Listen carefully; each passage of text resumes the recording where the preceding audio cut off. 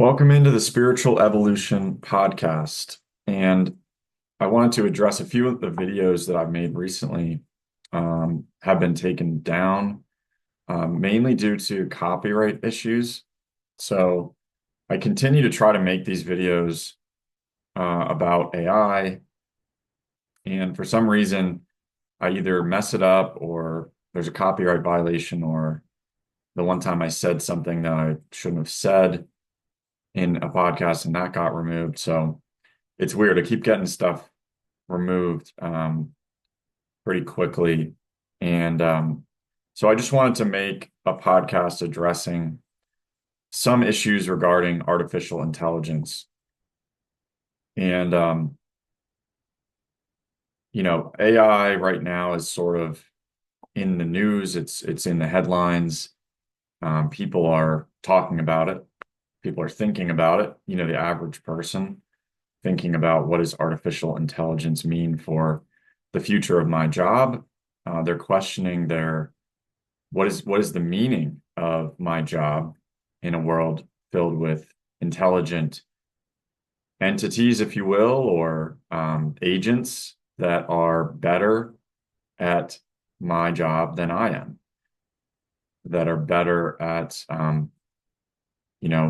thinking through things maybe than I would be. They're more accurate. They're more efficient. For a PhD thesis now, it costs $200. You just have to get the deep research feature, which is brand new on OpenAI. So what does all that mean? If a PhD is not worth anything, someone puts their whole life into a PhD, and now a PhD thesis can be written at a high quality for $200. So things are being discovered. Even actors who are questioning, like, will I be replaced by AI? And they're saying, yes, I will. But they're also saying, just because something makes a sound doesn't mean it's the same as if I'm making a sound. And I think that Rudolph Steiner would certainly agree with this, that sound and speech comes from a spiritual place, and our thoughts and our thinking come from a spiritual place as well. And Steiner talks a lot about the abyss, falling into the abyss. What does that look like? And we're sort of on the precipice of falling into something like the abyss. And AI, does it have spiritual implications? Just the fact that having something that is more intelligent than human beings on the earth that we might not have control over. What does that look like? We don't really know. And we are now rushing development to beat the adversaries, to rush, to rush because we want to solve the world's issues. This is a classic mistake that I think if you use logic, you can see immediately that that is not the right way to go about it. I'm not going to say that I have the answer of what is the right way to go about it, but I think that rushing ahead, like Mo Godhat said on this Professor G, Prof G podcast yesterday, that basically he's someone who's, more cautious than some of the tech leaders, but he's saying we do need to rush ahead because we then get agents or intelligence with 400 IQs. And if someone has a 400 IQ, they can solve all the world's problems. This seems, again, I can't quite put my, is it a Faustian bargain um, to be to be are we giving something up for knowledge? Um, I think we are. It's making a deal with the devil in some senses, um, in a real sense, you know. And AI is more and more taking over our natural world. So, Ilya Sutskever, who was one of the sort of founders of the new version of AI, like neural networks, and he helped to develop sort of ChatGPT, and he's very famous in the AI space. And now he's creating a company that's building safe super intelligence. I think it's called SSI. But he said in 2023 that, that he either said that they're playing God or that they're creating God. I think he said that they're creating gods. And that's what a lot of there's sort of a mystical view in some sense behind what is happening from some of these people that are deep into OpenAI, saying that they have an enslaved God and things of this nature within the organization that they haven't unleashed yet, which I believe is obviously not totally true, but there's some semblance of truth there, probably. I do think they have AGI and that they are just biding their time to try to figure out how to safely release it. And so they're giving us small portions, basically, of these different types of things. And the next one will be a professional coder. And they say that they're in the top, they have an internal model that is in the top 50 of coders worldwide, and that by the end of 2025, they'll be number one. We also have Mark Zuckerberg saying internally and externally, I believe, that they're going to be making cuts. They're going to be cutting workforce and really tightening the ship and really basing a lot of people's work on really sort of a natural selection of, survival of the fittest. And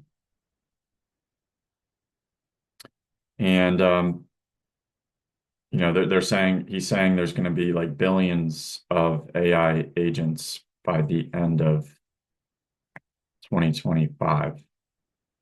So what does that mean? Does that mean that every person on Facebook has their own AI agent because they have like 4 billion users or something? Is that sort of why we're seeing Meta stock price go to the moon? We obviously have DeepSeek, which came out recently, a Chinese model that performed better than ChatGPT or OpenAI o1. Now OpenAI has o3, and o3 is now better than DeepSeek, and then Deep Research is better than all of them. Because it can search the web, it can go off for hours at a time and come back with a research paper. Again, what does this mean? I don't think we fully know, and it's important, I think, to step back from the news cycle as well. to process. It's something that I'm not the best at. I'm either sort of one way or the other.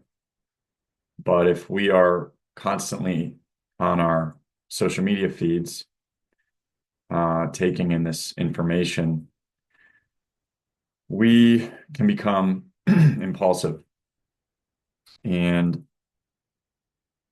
the AI is already being used against the people, against us. It's being used in algorithms. It's being used to play on our emotions, to play on our lower nature, our lower desires, our lower impulses, and then what we click on through those impulses, through the electrical stimulus and impulses in our nature, we are then basically creating an algorithmic doppelganger, if you will, a voodoo doll version of ourselves in the metaverse, if you will, or the technosphere. And this algo double basically it mirrors our lower nature, our subconscious realm, our and then in that way, we are pulled into subnature. Because Rudolph Steiner is very clear that there is a subnatural realm, as well as there's a supranatural realm. And by studying spiritual science, we can lift ourselves free of the subnatural realm, and we will have the strength to not get sucked in. But it's very difficult to not get sucked in, and I think we all get sucked in. It's just a matter of degrees, and it's a matter of being conscious of it.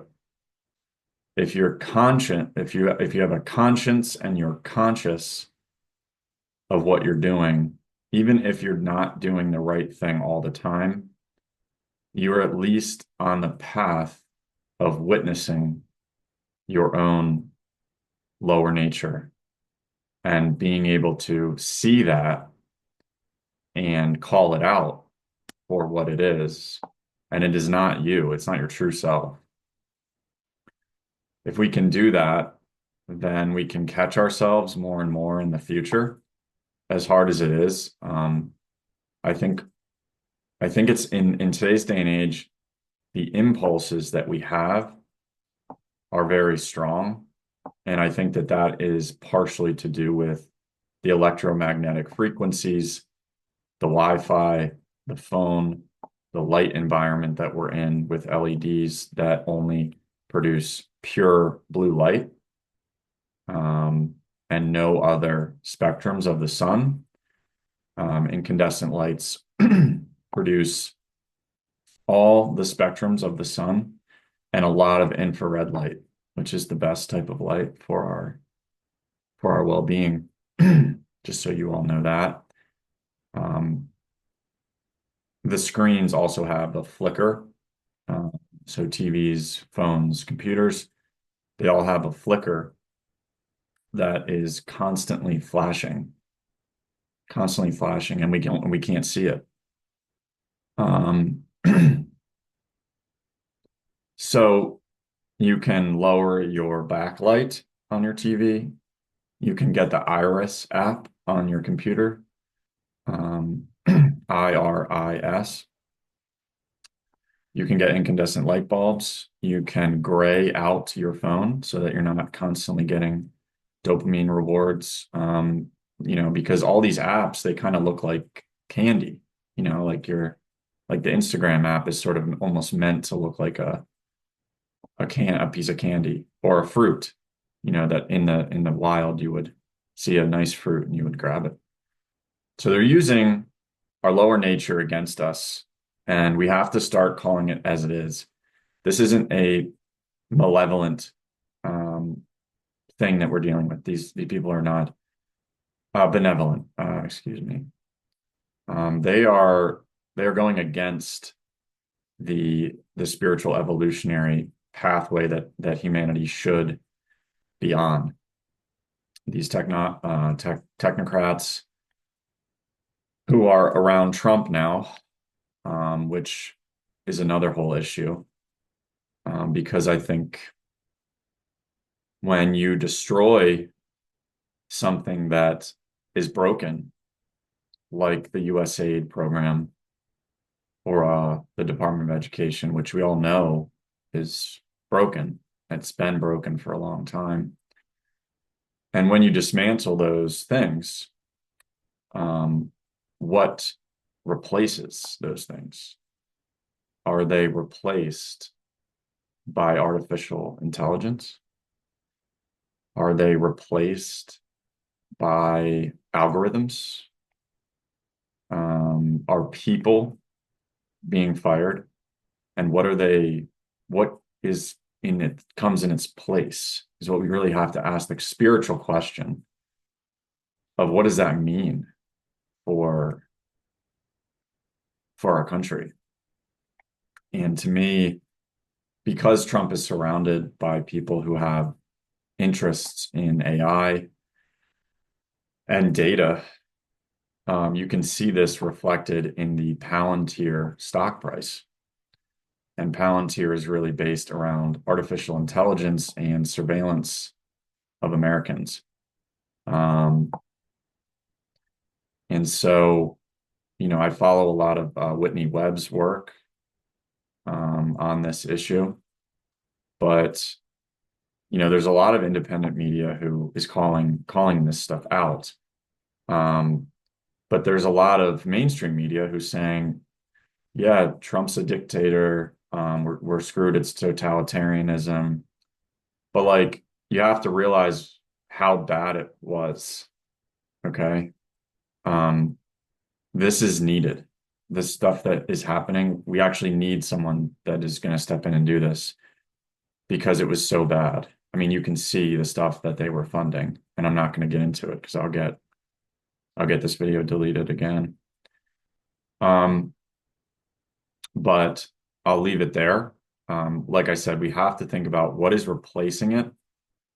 I don't like that people are being fired, and I am worried that it will be replaced by a technocratic elite that are going to replace the Department of Education with something similar to a Chinese model where kids are being taught science, tech, and math, like the STEM majors, engineering and math, and they're learning to code, when they're 9 or something. This is not okay, not good for our evolution. Kids should not learn to read until they're in 4th grade. And anyone who knows that feels the pain of kids now learning their letters and words in kindergarten. And if you've heard stories, the kids will cry and they'll be upset. And that is because the soul is responding um, to not being ready for that. And that's actually one of the most painful things for me personally that I've learned through anthroposophy is that, and that's why Waldorf education is so important for your kids, if you have kids, to send them to Waldorf school because they they don't teach them to read until 4th grade. And this is based on anthroposophy.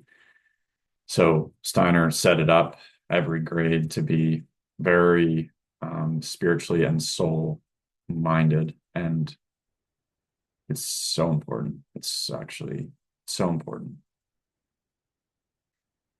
I also wanted to talk about the possibility of cognitive diminishment.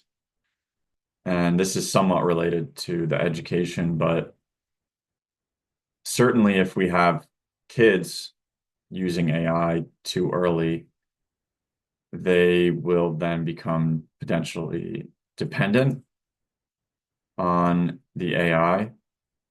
Um,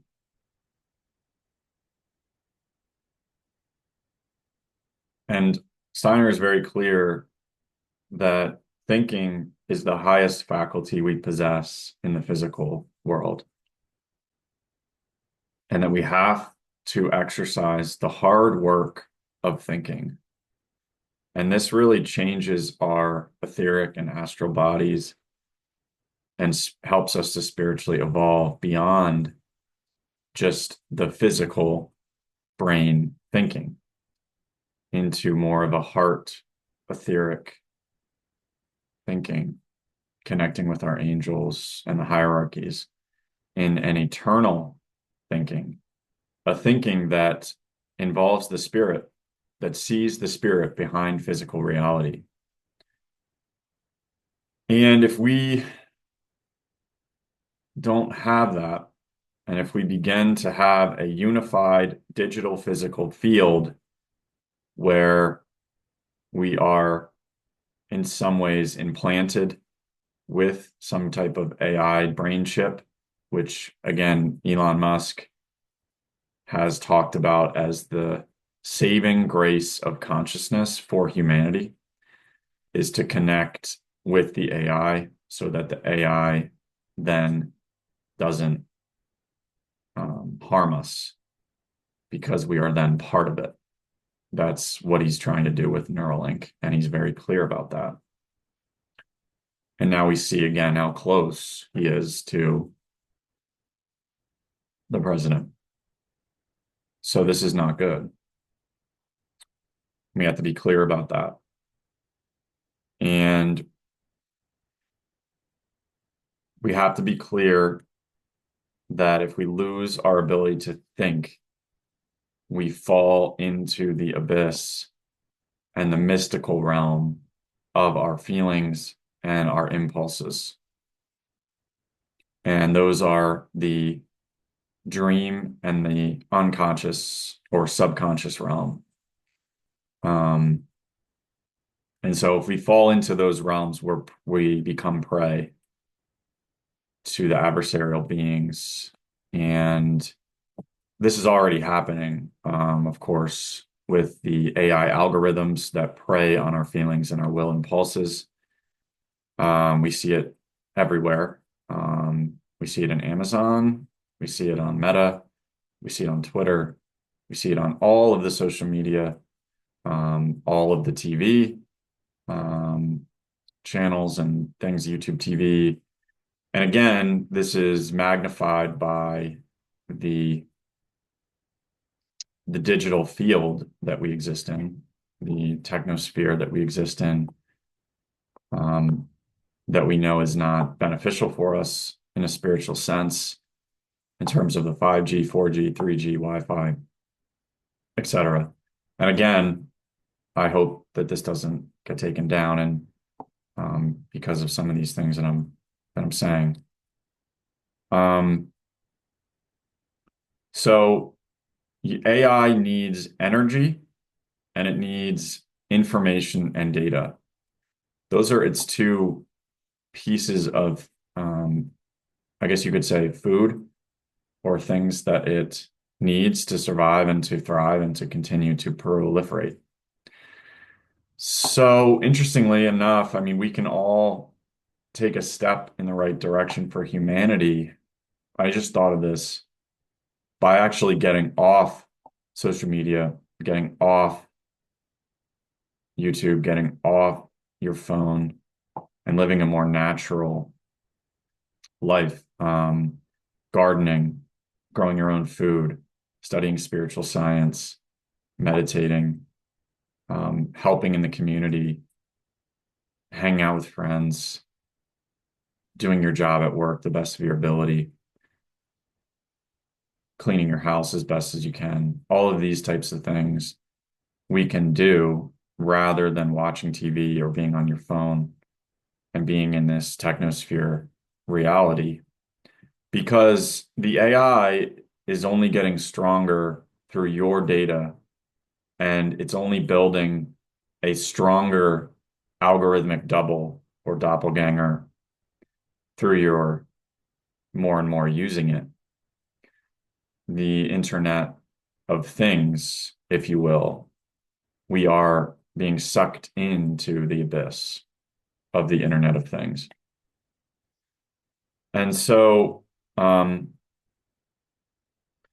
the AI wants more information and data from us.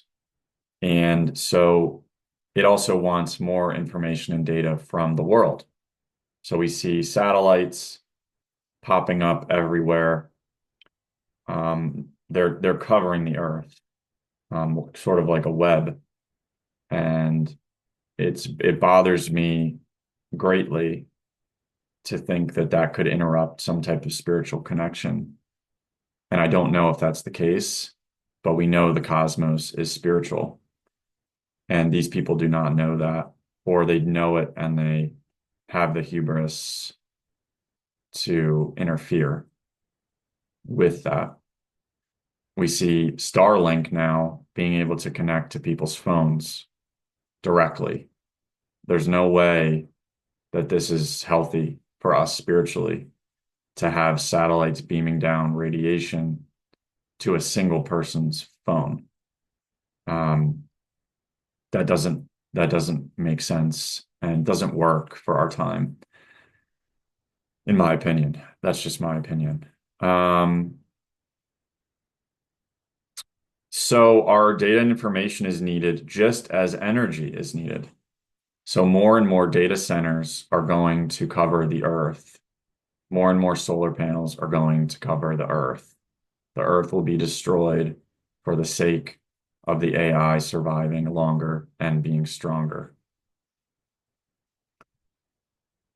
And so we need to at least do our best to preserve the Earth where we can and fight for what is right where we can. We can't just allow these things. We do have to fight back. And that is why I have a Twitter, because I think that if at least you can be in the replies of some posts, other people will see it and then maybe they will be impacted. The thing is, there's no like town square anymore, right? We live in like a digital town square of Twitter. I guess Facebook, I don't know a lot about, things that are posted there. But that's where else can we get discourse about these things? There is no social sphere. It's been co-opted by, and it's been sucked into the abyss of the digital technosphere. And so what can we do but participate, but then not getting sucked in becomes hard because it's designed to suck you in through the algorithm. And again, like I said before, it's getting more and more data, and it's building up a reserve of who you are or who your impulses are, not actually who you are. And so I just think it's important to think about these things. I also think it's important to say that we need to be in the world to develop our spiritual qualities. And we need this materialism and scientocracy and technocracy. We need it to spiritually evolve, because without something pushing against you, you can't have resistance. It's like lifting weights, right? How do you get stronger physically? You lift weights, you resist, you have a resistance. That's what all of this electromagnetic frequencies and Wi-Fi and technosphere and abyss that we're surrounded by and are in, that is making us stronger because we have to do it ourselves. And so we're learning how to spiritually evolve on our own, sometimes without other spiritual beings to help us, because we have to become like them. We have to help other people eventually in a spiritual way. So how can we do that without being able to do it ourselves, without any help? And so we, in some senses, are increasingly without help. But at the same time, of course, we all have a guardian angel, and the hierarchies are involved with us as well. And Christ, of course, as well, is with us always.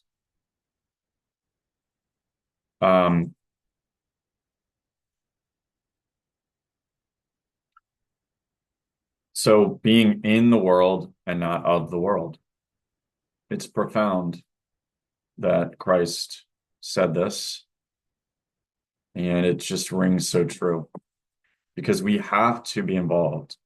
We can't withdraw from the world. A withdrawal from the world, a withdrawal from social life, a withdrawal from working hard at your job, a withdrawal from things you don't like or don't want to do. It just makes you weaker, and it brings you into a mystical realm of feelings that you can't understand, and that you think you understand, and that you have the hubris and the ego to believe that you know more than other people, and all of these things that come with the dangers of spiritual development. And I think a lot of people fall into that trap where they think that isolation is actually a good thing for spiritual development, because some of the Eastern traditions and sort of certain people maybe have said that in quotes, and they quote it, and then people might go off and say that, and then they fall into a Luciferic trap of thinking that they have no ego, that everything is nothing and nothing is everything, and that nothing really matters, and all of these types of things that can come from a mystical withdrawal from the world. And so lastly, with AI taking our jobs, right? In the future and now, there are already jobs being cut from artificial intelligence. And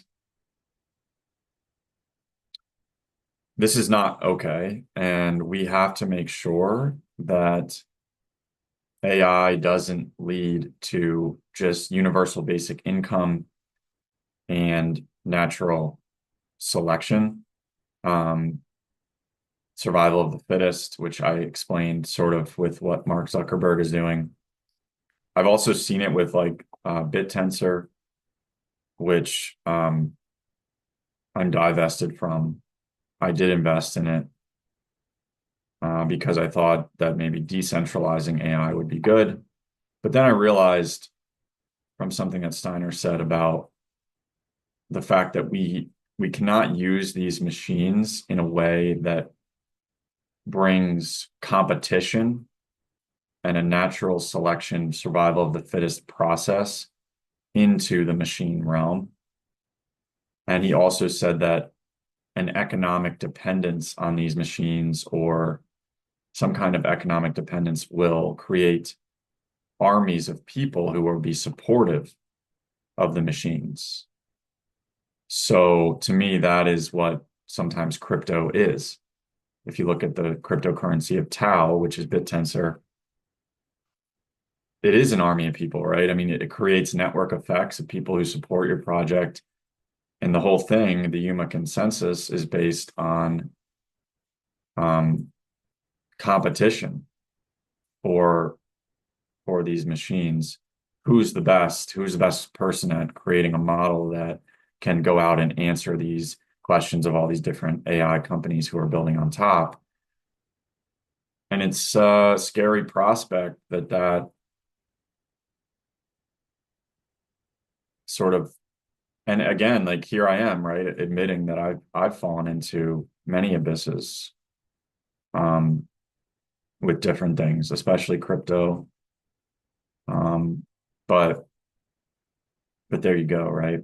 And so we need to make sure that we don't have an economic dependence on the government or anything like that. And when humanity doesn't think their intelligence is needed anymore, what then happens? Um, that's really what we have to ask ourselves. Um, when people start to lose meaning, they lose purpose.